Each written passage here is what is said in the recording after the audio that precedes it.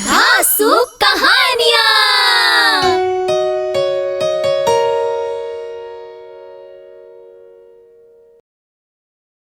विनय शहर के सरकारी हॉस्पिटल में डॉक्टर था। एक रोज वो देर रात हॉस्पिटल से घर लौट रहा था तो अचानक मौसम खराब हो गया और तेज बारिश होने लगी। बारिश में एक लड़की के इशारा करने पर उसके पास अपनी कार रोककर बात करते हुए, जी कहिए, मैं आपकी क्या मदद कर सकता हूँ? जी मेरा नाम अंजलि है। मैं अपनी सहेली के घर से लौट रही थी कि इस बारिश की वजह से मैं मुसीबत में फंस गई। क्या आप मुझे मेरे घर तक छोड़ देंगे प्लीज? अंजलि जी, मेरा नाम विनय है और मैं सरकारी हॉस्पिटल में डॉक्टर हूँ। आप बिल्कुल मत घबराइए, मैं आपको आपके घर छोड़ देता हूँ। विनय के ये कहने पर अंजलि उसकी कार में बैठ जाती है और फिर कार सीधे अंजलि के घर के सामने आकर रुकती है। कार से उतरने के बाद अंजलि विनय से कहती है, आपका बहुत बहुत शुक्रिया। आइए प्लीज एक कप चाय तो पीकर जाइए, इसी बहाने मेरे माता पिता से भी भेंट हो जाएगी। अंजलि जी, आज तो नहीं प्लीज, बहुत देर हो चुकी है और बारिश भी है। फिर कभी मौका मिला तो चाय अवश्य पीऊंगा। इस मुलाकात के बाद विनय और अंजलि अच्छे दोस्त बन जाते हैं और साथ ही मन एक दूसरे को बहुत चाहने भी लगते हैं। फिर एक दिन, अंजलि, मैं तुमसे शादी करना चाहता हूँ। हाँ विनय, मैं भी यही चाहती हूँ। वे दोनों अपने माता पिता से इस बारे में बात करते हैं। उनके माता पिता उनके शादी के लिए तैयार हो जाते हैं और फिर बड़ी धूमधाम से उन दोनों की शादी हो जाती है। बहू, आज से इस घर को तुम ही संभालना, मुझे तो अब छुट्टी चाहिए। घर में बहू आते ही सब जिम्मेदारियों से पल्ला झाड़ने का मन बना लिया है क्या? अरे आपको जो समझाना है समझाइए जी। अम्मा, घर की सब जिम्मेदारियां भाभी संभाल लेंगी तो आप क्या करेंगी?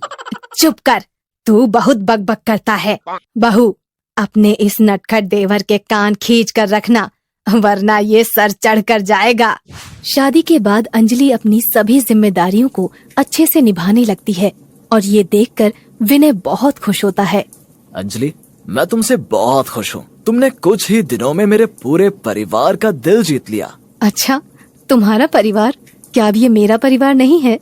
ऐसा मत कहो अंजलि, ये परिवार तुम्हारा ही परिवार है और मैं मर भी जाऊं तो भी तुम्हारा ही रहेगा।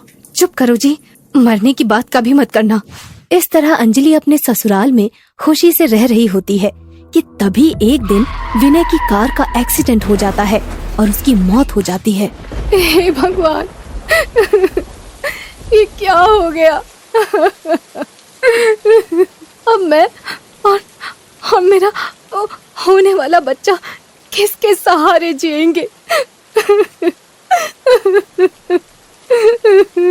बहू, ये क्या कह रही हो बेटी? क्या तुम सचमुच? हाँ माँ जी, मैं गर्भवती हूँ। हे भगवान, मेरा बेटा, हे भगवान। विनय की मौत के बाद अंजलि पूरी तरह से टूट जाती है और अपने साथ साथ होने वाले बच्चे की चिंता करके रोती रहती है। आप इतना जल्दी साथ छोड़कर जाएंगे, कभी सोचा नहीं था। मेरे नहीं तो कम से कम अपने बच्चे के बारे में तो सोच लेते।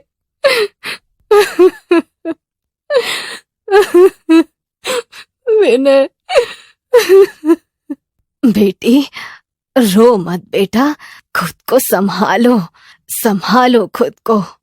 बेटी, हम विनय को तो वापस नहीं ला सकते, पर तुझे और तेरे होने वाले बच्चे को कभी कोई तकलीफ नहीं होने देंगे।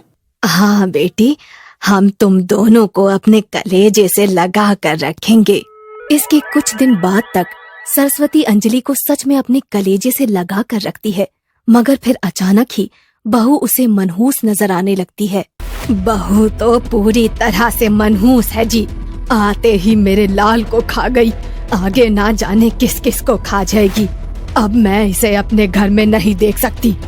ऐसा कहने से पहले इसके पेट में पल रहे बच्चे के बारे में कुछ सोचो सरस्वती। मुझे कुछ नहीं सोचना है जी, अब तो जो करना है बस करना है। पर भाभी के साथ कुछ भी बुरा करने का मत सोचना अम्मा।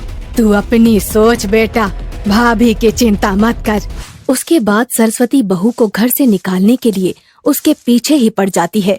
ये देखकर विशाल और रामेश्वर को बहुत दुख होता है। और फिर एक दिन, भाभी, मैं चाहता हूँ कि तुम दूसरी शादी कर लो।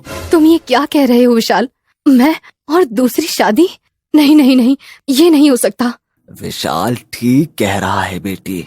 लड़का विशाल का दोस्त है और बहुत ही नेक है। नहीं नहीं, ये मुझसे नहीं होगा पिताजी, मैं उन्हें धोखा नहीं दे सकती।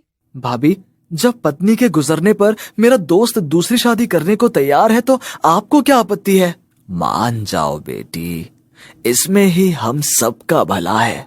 इसके 2 दिन बाद ही विधवा आश्रम की औरतें घर आ जाती हैं। चलो चलो, इसे सफेद साड़ी पहनाओ, फिर इसके सिर के बाल भी उतरवाने हैं। ऐसा मत करो, हमें अपनी बहू को विधवा आश्रम नहीं भेजना है।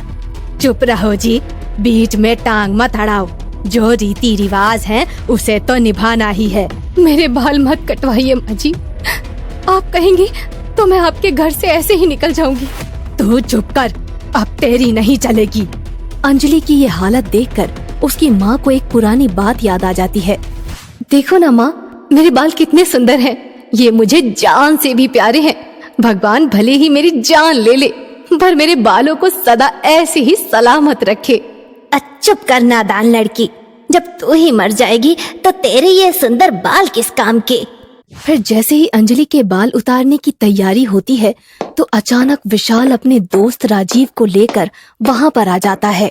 राजीव, आगे बढ़ो और अंजलि की मांग भरकर इस घटिया रिवाज के मुंह पर तमाचा जड़ दो। हाँ हाँ बेटा, मैं भी तुम्हारे साथ हूँ। उन दोनों की हिम्मत को देखकर अंजलि के माता पिता भी उनके सुर में सुर मिला लेते हैं और राजीव बिना समय गवाए अंजलि की मांग भर देता है।